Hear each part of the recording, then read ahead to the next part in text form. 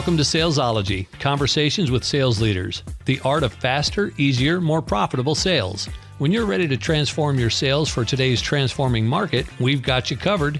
With your host, the queen of cold calling and founder of Salesology, award-winning author, speaker, sales trainer, and coach, Wendy Weiss. Hi, welcome to Salesology, Conversations with Sales Leaders, the art of faster, easier, more profitable sales. And I am your host, Wendy Weiss. I am the founder of Salesology and creator of the Salesology prospecting method. And I'm also known as the queen of cold calling. Well, today, my very special guest is Courtney Stanford, and she is a managing director at SVN Dunn Commercial. And she facilitates the acquisition, disposition, and leasing of industrial properties in the mid-cities market of Dallas-Fort Worth. And in addition to her role as a producer, Courtney also assists with the management and strategic direction of the firm as a whole. Courtney graduated from Texas Christian University in 2012. She earned her Certified Commercial Investment Member designation in 2019. She serves as the Vice President and Programs Chair of the North Texas CCIM. This North Texas CCIM chapter, and she's the president of the North Texas Industrial Women in Real Estate. She's also an active member of North Texas Commercial Association of Realtors and a member associate of the SIOR North Texas Chapter and active volunteer with the Fort Worth Junior League. When do you sleep, Courtney? We'll have to talk about that. Wendy, just to interrupt you real fast, I guess I gave you an outdated bio because I am no longer the vice president of CCIM North Texas. I actually was the president last year. So I'm now immediate past president. You're the immediate past president. Okay, correction noted. For IWIRE, I was president for the first 2 years of the organization, but now I am past president, and I'm one of the original co-founders of the organization. Okay, well, you are a busy lady. I am very impressed. And so to finish up my introduction, Courtney Stanford, when she's not driving around to explore new industrial facilities in the area, she enjoys practicing yoga, playing a game of mahjong, and she also likes spending time with her husband, Adam Stanford, and her 4 dogs, Sophie, Tucker, Henry, and Chance. And my 2 cats, Beekman and Stuyvesant. Say hi to Sophie, Tucker, Henry, and Chance. So welcome, Courtney. I'm so happy that you're here. Thank you. Happy to be here. Yeah. So let's start at the beginning. That's where I always start. How did you get into real estate? Why commercial real estate? How did you end up being a managing director? And how do you have time to do all the things you seem to be doing? Tell us everything. Yeah, all great questions. So I started out in commercial real estate really as a child. I grew up in the business. My dad has always been in this industry for over 40 years now. And so longer than I've been alive, he's been doing commercial real estate brokerage. So as a child, I recall coming up to the office, I would help with property brochures. I just kind of interacted in the environment and saw how it was going. And we would talk about, commercial real estate deals at the dinner table sometimes.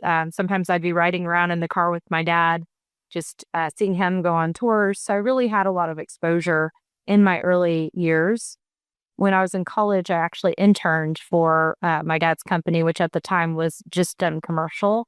And now the company's been around for nearly 25 years, which is incredible to think about.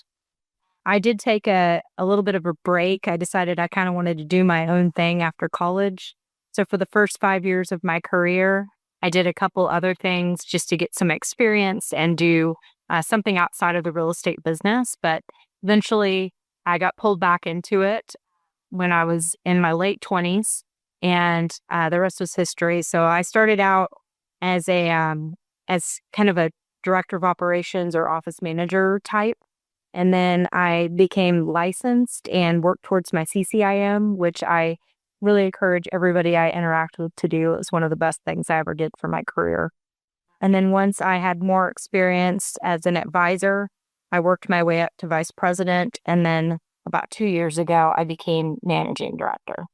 Okay, well that is very, very cool. And as I think you know, Courtney, and actually in the spirit of full disclosure to our audience, your father, David Dunn, was a client many years ago, sent people to he wasn't personally a client. He sent some of his team members to our programs. And, but I'm always so tickled when I meet a powerful woman in commercial real estate. There aren't a lot of you. There are more than there used to be, but there aren't a lot of you. And so I'm wondering, what would you say to the young women out there that are considering a career in real estate? And more than likely, they're leaning towards residential. But what would you say to them about, no, try commercial? Wow. No, that's a question I actually get asked a lot. And actually, that was part of the inspiration behind IWIRE. So industrial women in real estate. When I first got into the business, there really wasn't a lot of us. There was maybe 3 people in a room of 100 that were doing industrial. And I know that, in today's day and age, that seems pretty crazy to think about. And so for me, coming together with other women in our market was very important, especially in the industrial sector, because that particular sector seems to be very male dominated. So I would just tell anyone looking to get into the commercial real estate industry that it is possible. You just need to find good mentors. And it doesn't matter if your mentors are men or women. As long as you have good mentors that are supportive of getting women in the business and you can learn from them and they're willing to spend the time with you, I think that's the most important thing. Also, having self-confidence. That's one big barrier for women that I feel like is difficult to overcome. I personally suffered from that feeling of the imposter syndrome when I first got into the business. And I think a lot of that comes just from lack of knowledge. Women also, from the ones I've spoken to, a lot of times feel like they can't do math very well. But in reality, we are all capable of what we believe in ourselves. So I think if people just have good self-belief and talk positively to themselves, they can do a lot more than they think they can. I think that is wonderful advice. And I'm also curious if, since you say you suffered from imposter syndrome, how did you get beyond that? Yeah, I think a lot of that has to do with my faith. I personally am a Christian, and for me, I lean a lot on God through my faith and my spiritual practice. I go to church regularly. I have groups I connect with. There's actually an industry organization called DREAM, Dallas Real Estate Ministries, so DREM. It's a great organization for anybody in commercial real estate just to connect with one another, whether they're on the investment side or, on the business side, that they meet monthly and somebody shares their testimony on what God is doing in their lives. So I think really for me, just finding that and then going through a lot of growth personally was very helpful. And I also think finding stability in my life was important too.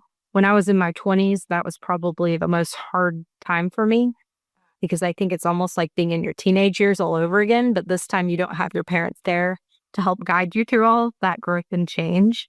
So I think, I think that was, important, just finding that stability through my relationship, through, with both my husband, the Lord, and just feeling grounded.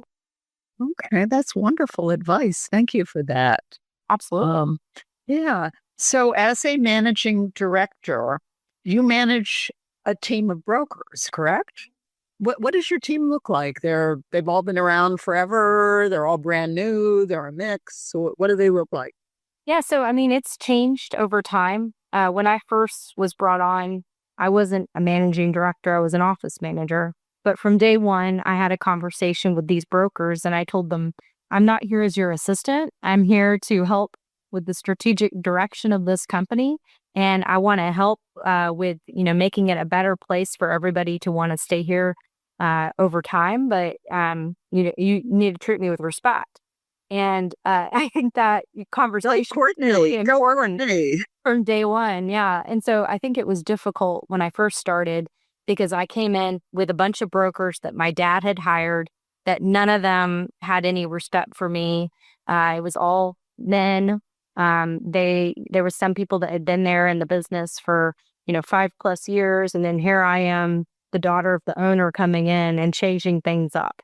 So we had a lot of disruption when COVID happened. A lot of our team dispersed just because they were uncertain about what the future held. So we had to rebuild after COVID. And when we did rebuild, I brought on a team. We had a new director of operations. We had several new advisors that I personally trained. And then about a couple years later, we were going through some transition. We were trying to decide kind of what the future of the company looked like. There was a little uncertainty there. And I think several of them went off and did something different because they weren't sure what the next steps of our company looked like. But from that point, I have been recruiting and growing my own people. So it's really exciting to be on the leading edge of that and the recruiting effort and be able to work with people that I personally like and people that I've brought aboard. I've also implemented more of a diversity strategy. So I have people of all different races and ethnicities, as well as women in the business. And I found that over time, a lot of women have been attracted to working here because of having a female leader like myself, kind of helping them out. So yeah, that's kind of the future trajectory, but we do plan to grow and grow much larger over time. Okay, well, that's wonderful to hear. So your team now, as you're recruiting, are you recruiting new to the industry people, or you're looking for senior people that can come in with a book of business, or both? Yeah, really, it's both. I'd say juniors are much easier to train because they have a fresh perspective. They are willing to do what it takes to get into the business. They haven't gotten tainted yet from what it takes to do this business. And I'm sure you know that personally, being the cold calling queen. There's not a lot of people that are willing to do that or want to do that. So getting over that hump is challenging, but I think a lot of the newbies really have the energy and the enthusiasm to do it. And it's about that consistent and persistent attitude rather than, putting it all in one swoop and then getting burnt out. For the more senior folks, I think a lot of times they're moving companies because they're looking for a better split. And for us personally, we do offer, a better split for senior advisors, but that's not everything when, you're switching companies. A lot of it has to come down to culture. And so we're looking for cultural fits for our company. We have something called the core covenants that we abide by, and we really take those seriously in our company. So we want people that meet that criteria, whether they're experienced or new to the industry.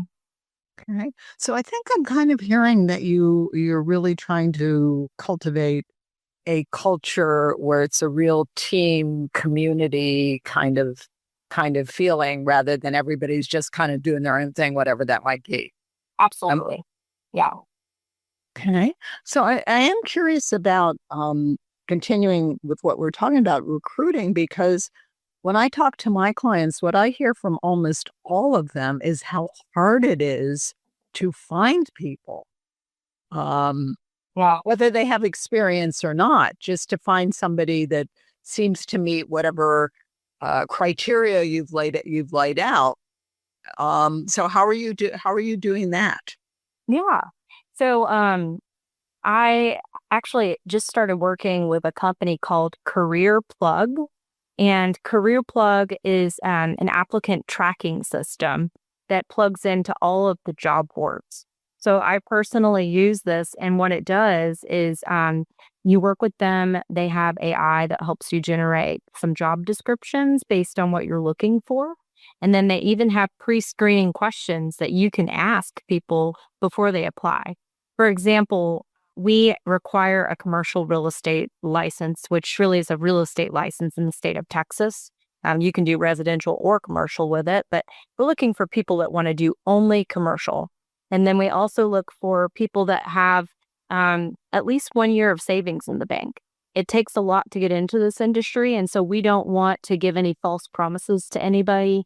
So we want to make sure people have that cushion that they can lean on while they're getting up and going.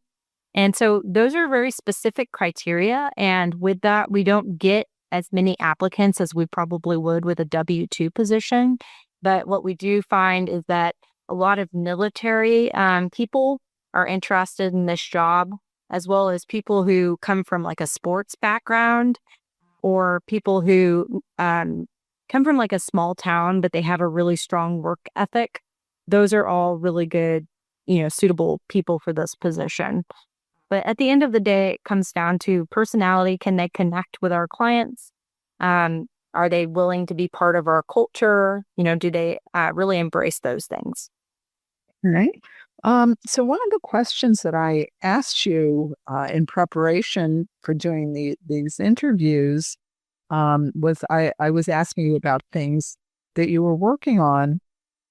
And one of the things you said you were working on, and I'm just going to read what you wrote here. You said, building and maintaining strong relationships is the core of our business, and we're dedicated to continuous improvement in this area. And I thought that was really interesting because I know in your industry, you have a really long sales cycle.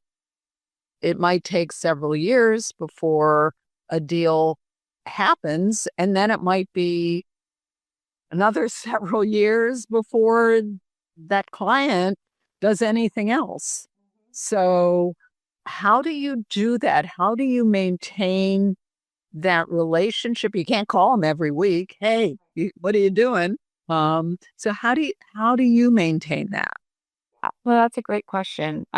So really what it comes down to is making sure you're top of mind for your client. So by sending them, industry reports, information that they might find helpful, that really is the most important thing. And then regularly checking in on them. We usually try to check in on our clients at least once a quarter so that we are touching base with them. I do like to check in at the beginning of the year to all of the proposals I've previously submitted in the past year to see if maybe anything has changed. Do I need to update this proposal? Can I work with you this year to see, if we can get this sold for you and achieve your goals? But yeah, we recently engaged with a new CRM system, and this CRM system is providing us with tools that we can use, like mass text messaging or direct mail campaigns, email blasts. So things like that allow us to have that regular communication with folks that, we may not talk to in person regularly.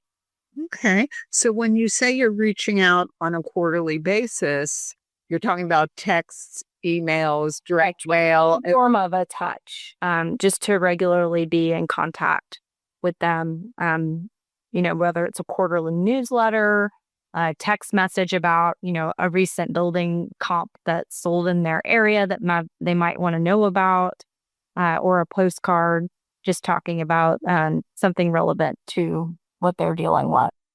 Okay. And do you ever pick up the phone and reach out personally to some of them every quarter or every other quarter? Or? Yeah, I will. It just depends on, if it's a lease deal, we always try to reach out 1 year in advance, 6 months in advance, and then 3 months in advance. And hopefully by 3 months, they've already made their decision and they're moving forward with it. But yeah, I'll personally call them if I know there's like a lease expiration coming up, or if I know there's something that's prompting them to want to think more seriously about a sale. It's interesting. I interviewed Jason Moss this morning for this podcast, and he is a business consultant. He helps businesses scale. And one of the things that he said was that he always likes to zag when everybody else is zigging. And AI is so prevalent and so many things are driven by AI or, texting, email, it's all this automation. He said that he actually had a coaching program that was completely driven by AI, which he canceled. He discontinued that program and is now doing only one-on-one coaching because that's how he's zagging instead of zigging when everybody else is zigging. Because he said, with all the automation that we have today and AI, we're losing out on the human touch. Right. And people actually like the human touch. So that's why he's been going back to one-on-one coaching. And I wondered how that may or may not fit into what you're doing in terms of maintaining relationships. Yeah, no, AI is a totally new thing for a lot of people. I've spent the past year doing a lot of research on AI and how it can translate into commercial real estate. I've done a few classes on it, as well as participated in a recent LinkedIn mastermind group to learn more about how to use automation in LinkedIn and make it more efficient. But what I've found is that a lot of software systems are starting to integrate their own AIs. So in Build Out, which is what we use for our property marketing platform, they integrated AI to help us with property descriptions. And so that's really helpful. It used to take us a lot of time to come up with that property description, but now it generates it in just seconds. So that's really useful. And there's different use cases where AI can be very helpful. In fact, I've found it really helpful for research and coming up with the right data, but I always cross-reference what it's telling me to make sure it's actually accurate. And then I was recently introduced to an AI called Jasper, and Jasper takes your writing style and it will actually translate it into a brand voice. And then you can take the brand voice and have it write things in the way you speak and the way that you are, so that when you make a post, it sounds like you versus sounding like AI. So that's been really interesting to play with. And if you are a writer or you're, doing a lot of marketing online, I think that those types of tools are very useful. But I agree. I think that clients really like that personal touch. And that's probably one of the reasons that brokers are going to still be highly needed. We've got so much data at our fingertips, but it's really kind of parsing through all that data that is the most helpful thing I think that we can do right now. Yeah, and making it easy for the client, because they don't know what you know. Right. Yeah. So, one of the questions I asked you as in preparation for this interview, I said, "What drives you crazy about managing a team?" And you said two things. You said, "What really tests my patience is the inconsistency," and then you also said, "Keeping a healthy, predictable pipeline is a constant battle." So, can you share more with that? And if you've solved either one of those challenges, please do let us know. I think that the pipeline, so we talk a lot in our training about the broker continuum and how important it is to go through all of the steps, everything from, the beginning phase of research, building your database, working through the property, the discovery meeting, having the proposal meeting, delivering the proposal, the marketing brochure. As you know, there's a lot of steps involved. And so as you're moving through this, broker continuum, we always talk about how important it is that you're not just doing one, but you're doing several at the same time. I've seen too many people fail because they have one big deal that they're putting all their eggs in that one basket. And then when the deal goes south, then they burn out quickly and they end up having to leave the industry. So I hate to see that happen. And that's why I always encourage people to do several deals all at once. For me personally, I am a producer and a coach. So I'm having to coach my team and make sure they're successful while also simultaneously producing. And I know there are a lot of managing directors that either choose to do one or the other. I personally have chosen to do both. But that does make it really difficult to be consistent as well as have a full pipeline. And one way I've overcome that is my dad and we team up. And so when I'm training and doing recruiting efforts, then he's out bringing in business or working on business or vice versa. So it really helps us to have kind of that other person that we can lean on. And I think in addition to that, just having those regular touches, investing in good resources and good people really helps as well. Okay.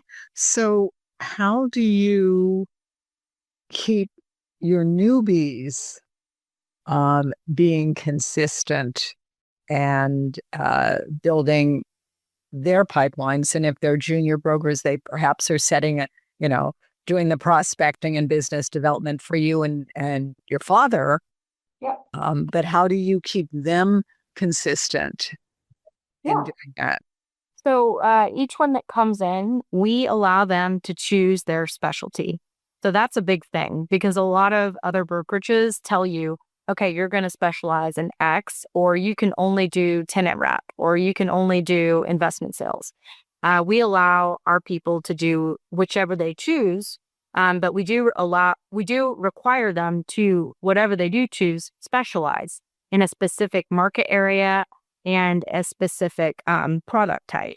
And so for them, as they choose their specialization, they're already bought in because they're excited that they got to choose what they're going to do. And then we educate them on the fact that they're building their own small business.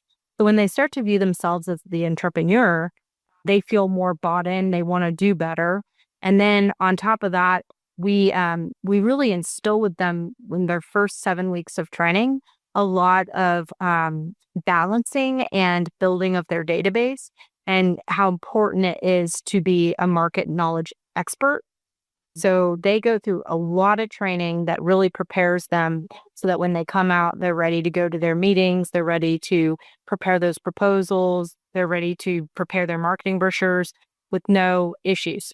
Now, once they come out, I would like to say it's on autopilot and that they're just producing, they're doing great. But of course, there's those days where people fall off track. So what I do to overcome those obstacles is we have a weekly sales meeting every Monday morning. It's 30 minutes long. I ask them to share their victories from the previous week. I ask them about what challenges that they faced. And we really keep it high level and try to keep it optimistic. I also like to share with them relevant market data that maybe they can use in their calls during the week ahead. And then in the afternoon, we do about an hour-long huddle. And the huddle's different from the sales meeting because during that time, I actually break it more granularly. And so we look at their pipeline and we track how they're performing. So, are they stuck in a certain part of the process? Did they actually prepare the proposal that they said they were going to prepare last week? Or did they just say they were going to prepare it, but then it never happened? Or, they told us that they were going to meet with so-and-so. Well, how'd the meeting go? Did you get the listing? And so that accountability session, it's funny, I actually stopped doing it for a while and it came back by request from the advisors. They really like that session and they feel like they get a lot out of it. So my thing is I don't want to have like death by meetings during the week. So I try to have my meetings just scheduled on Monday so that they have Tuesday through Friday to get everything done that they need to. And Monday is really our productive day to work together and coach them. Okay. Well, I love the conversation that we're having, Courtney. Would you put your hand over your heart and promise me that you will come back again at some point in the future and we can keep talking? Okay. Good. So, if people want to get in touch with you, what's the best way to get in touch with you? They can follow me on LinkedIn. Also come to our website and just feel free to send me a message. I'd be happy to connect. Okay, wonderful. And the link to Courtney's website, duncommercial.com, that is in the show notes. Her LinkedIn profile, the link to that is also in the show notes. That's where Courtney and I met. And so if you want to connect with Courtney, finish listening to this podcast and then go to the show notes and click on one of those links and connect with Courtney. And And so thank you, our listeners. Thank you, our audience. Thank you, Courtney. You've been listening to Salesology Conversations with Sales Leaders with my very special guest, Courtney Stanford. She is a managing director at SVN Dunn Commercial. And if you found value in listening to today's podcast, then please think about one sales leader, one business owner, entrepreneur, president, CEO, somebody that you know that you think might also find value in listening to this podcast. And please do share the link with them. And until we meet again, visualize yourself surrounded by cash, really large bills. You've been listening to Salesology, Conversations with Sales Leaders, the art of faster, easier, more profitable sales. Be sure to follow so that you don't miss a single episode. And while you're at it, please leave a rating and review and be sure to share it with your friends. Tune in every week for more exciting insights and wisdom on transforming sales. And until next time, visualize yourself surrounded by cash, very large bills.